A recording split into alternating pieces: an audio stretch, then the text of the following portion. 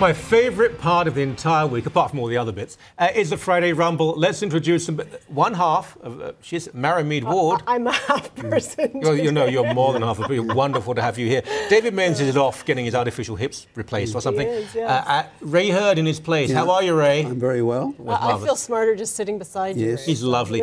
Now, let's see a video. I mean, most of you have seen this now. I think I was the first one to talk about it yesterday with Tom Flanagan.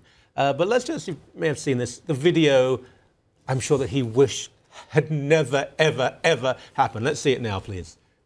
I certainly have no sympathy for child molesters, but I do have some grave doubts about putting people in jail because of their taste in pictures.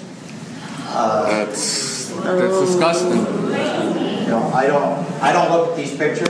At one point in my career, Can't cut your tongue. It's a long story, but I got put on the mailing list of the National Man-Boy Love Association, and I started getting their mailings for a couple of years, so that's about the closest I ever came to child pornography. So it is a real issue of personal liberty. To what extent we put people in jail for doing something in which they do not harm another person. They don't. That's, oh my goodness.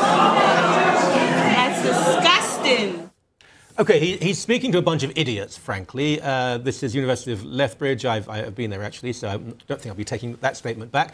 What he said was wrong, it was dumb, it was anti-intellectual, it was provocative. This is not a crime without victims. The adult pornography, I may disapprove morally, but that's my business. You have a right to look at it, a right to be in it if you want to. These are children, they're being raped. About a third of those children are family members. It's incestuous abuse and rape. Some of them are killed afterwards. They come from poor countries.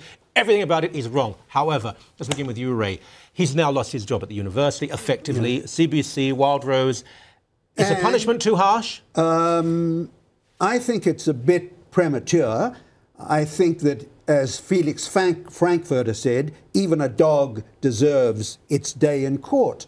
I think he should be fired if due process finds that out. But let me add one thing. This shows the power of YouTube.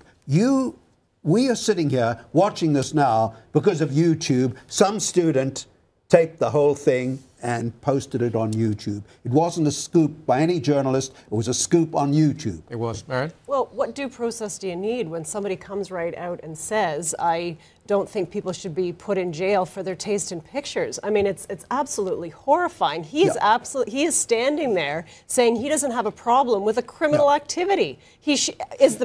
Yes, he should be punished, and it doesn't even go far enough. This is absolutely appalling to have said that. And the people in the audience were absolutely right to boo and say that's shameful. They would have booed whatever he said. Well, no, they wouldn't have. This is child pornography, and you know how bad that is. He was just plain stupid because they rightfully drowned him out. He should have said, wait a minute, let me tell you. Okay, but he should get the opportunity. Has the Globe and Mail fired him yet? I bet you they have. Was he stupid for saying it with an audience that were going to YouTube him, or is he stupid for thinking it? Both. That's Both. the issue. It's not about who he was talking to or the fact that it's on YouTube.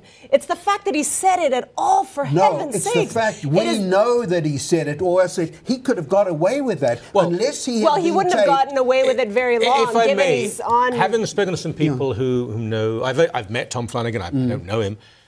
He likes to be provocative. I don't think he's a bad man by any stretch of the definition. I think now he may have said things perhaps like this in the past. I don't know. The guy who asked the question, it was a very hostile audience. It seemed to me some rather dumb extremists who were, but he's speaking there. You don't have to say yes to it. They knew something like this had been said in the past. They were saying, do you actually believe this?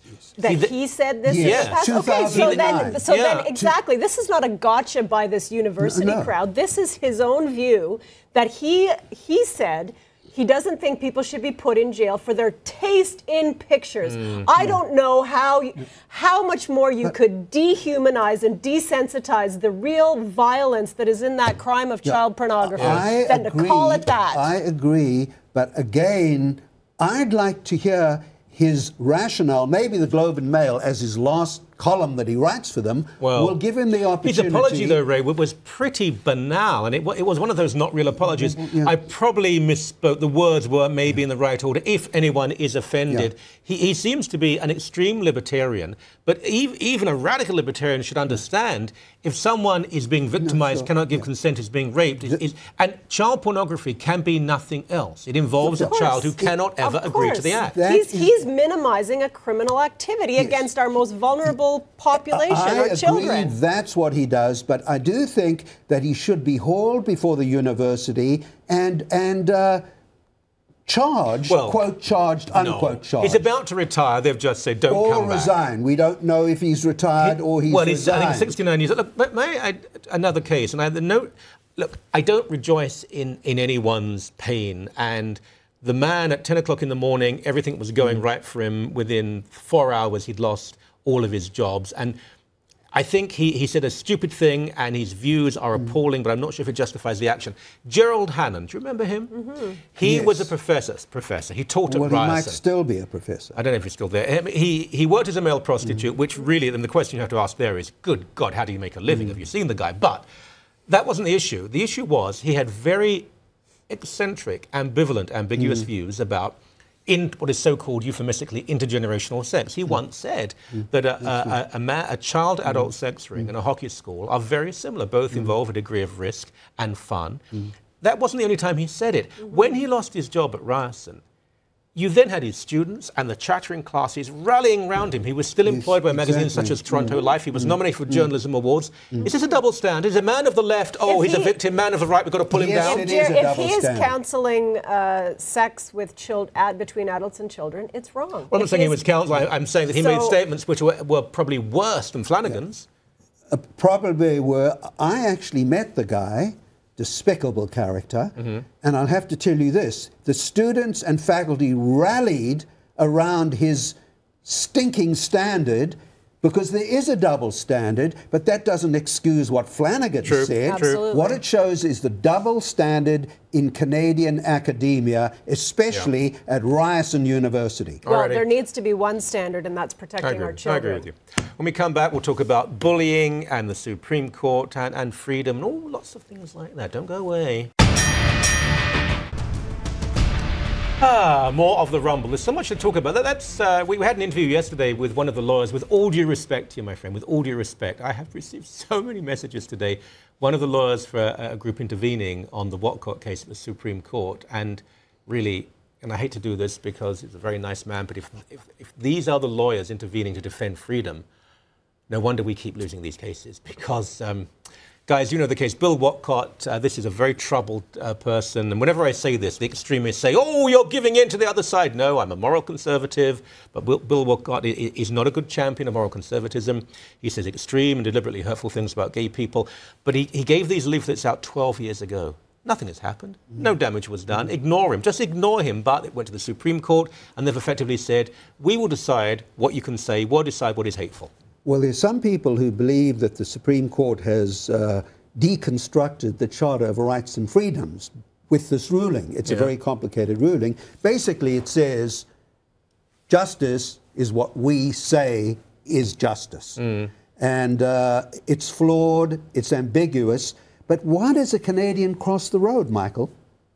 To get to the middle. To get to the middle. So it's a typical Canadian ruling. But it's not, it's not the middle, though. The middle is not saying, I will demand you, I will command you, I will dictate to you what is acceptable speech and what isn't. But that's what we do with our laws all the time. What other laws? We tell people to put on a seatbelt, to wear a helmet when they're for their physical safety. Yes, and there are people who think that that's a libertarian issue. I don't. I understand. For their own safety. For their own safety. Look, I disagree with those laws, but I understand where they're coming from. This is not about safety. This is about your opinion. This is about whether something is hateful. And until we, as a community, stand up and say there are certain things that you simply cannot say about other people. We're drawing a line in the sand. Such as? Well, you can't say that, you can't counsel people to kill gay people. No, and that's against the law, Mara. It's already covered by the law. So, he never said that. Well, I'm not saying that he did. You asked me for an example of what we Should you be able to call me a fascist?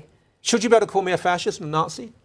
Well, not unless you are an actual fascist or a Nazi. What, am I a fascist or a Nazi? I don't know. I doubt it. What, Marianne? I mean, in that half my bloody family died in death camps. No, the chances are I'm not. But someone should be allowed to call me that. So what? I'm a big boy. I ignore them. Unless you are. No, we need, if it's not factually correct, then it is slander. Well, actually, and we also have laws against that. Here's what the court said, and I disagree with them. They said it was hate. I don't think he was really expressing hate. He was expressing contempt. He said probably that it disagreed with his religious beliefs. But I don't think that the court should have crossed the line to declare that it was actual hate. What about if it was? Well, there's a thin line between contempt and hate. I don't even know what the difference is. Very simple. Hate speech, in my humble judgment, and I didn't go to Ryerson, I went to Harvard University. Hate speech is speech which causes harm to other human beings. That is wrong. Okay, but do you have to prove... That happens every single day. People in comment sections, after my columns or anything else, they say things, they would say the most vile things about me, my family. I'm a big boy. Okay, it hurts me. Blah, blah, blah. Move on. No, you silence everyone who offends you. Yeah, but there are some people, and you never know which of the people that are saying those hateful things are going to actually, and they're a minority, they're very few, are going to take up arms and be violent, or counsel somebody else to be violent. Are you going to build more prisons then? Because there's an awful lot of people. You don't put people in jail for saying it. I'm saying take it seriously. Charge people in case they may in future act on a stupid comment. If they've said something that could cause harm, I don't think we wait till somebody causes harm to charge them with the crime of the word fascist. The word fascist, by the way, I think could be applied to you. Did they show violent? Did they show violent consequences to his rhetoric? That's the question. No, there were none. Well, do we have to prove that in order to prima facie say that something is hateful and it is wrong and it is slanderous or it is whatever speech we have decided as a community is not appropriate? We have to draw a line in the sand at some point. I've heard you say things about people that are not true. You don't mean harm, but they're not true, and they're extremely unpleasant. I mean, you're not personally abusive, but you will call people extremists and fanatics when they're not. I've never called somebody an extremist or a I've heard you call people extremists. You haven't, Michael. Marianne, you have. Roll the tape. You haven't. You won't find it. I haven't, but this is not about me. I've known you a long time, and I've heard you say it more than once. Well, it is about you, and it's about me, and it's about Ren, about everybody else. And it is... to offend me is your right. If you call for me to be harmed, if you try and physically harm me, that is different. But if you say things about me, there are laws of libel and slander, obviously. So I'll grant you that the threshold for hate speech must be more than I don't like what you've said or I'm offended by it. Okay, but let me put this to you, Ray. These leaflets were about homosexuals. Yes. Now, in the 12 years since they were given into people's homes, the gay community has done extremely well. It's far more open and influential and powerful than it was 12 years ago. If these leaflets had said the same thing about, for example, Christians, I mean, the Roman Catholic Church, just the other day, this hour's 22 minutes, I don't watch the thing, but I was told, said something which, if it had been about gay people, there would have been a Human Rights Commission charge. I think you're right. There's a double standard. I grew up in a fascist totalitarian country called South Africa. And guess what fascist totalitarian regimes always do? They define what free speech means. Exactly. Well put. Freedom of speech is indivisible. You have to have it equal for everyone, including those people who misguidedly and hatefully don't like gay people. There has to be a level playing field, and usually, and especially in Canada today, there isn't. There's a double standard of morality. Free speech, like all rights, have limits. And under the Charter, the state has the right and the authority and the power to set reasonable restrictions on rights. So that is what we're discussing. Why? Why do they have the right to do that? Because there are areas where you can go beyond in terms of free speech. If people are being slanderous, they're counseling violence against other people. We've already gone through that. That's Marianne, this is not a free speech issue. Marianne, we've already gone over that, please. First of all, that's not slander and libel. This is not what we're talking about. We're not talking about a call for violence. That's already covered by the criminal code. We're talking about saying things which are unpopular, which may be hurtful to some, other people. So what is your threshold? What do you think is okay about what Bill Say Westcott pretty much said? whatever you want to say, as long as you don't call for physical harm. Yeah. And you don't allege a crime has been committed by another person, say pretty much whatever you want. And the public square, the free market of debate will say, as with this young man, you're an idiot. Okay, but you look at the communications in Germany and other places around Jews just before the war. They didn't have to call for violence in terms of the things that they said about them. There actually that were. created a climate. Well, some of them did. There actually were. There were laws. Anyway, the state we're out of time, guys. in South Africa and Germany did it for the people. Thank you so very much indeed. Thank you.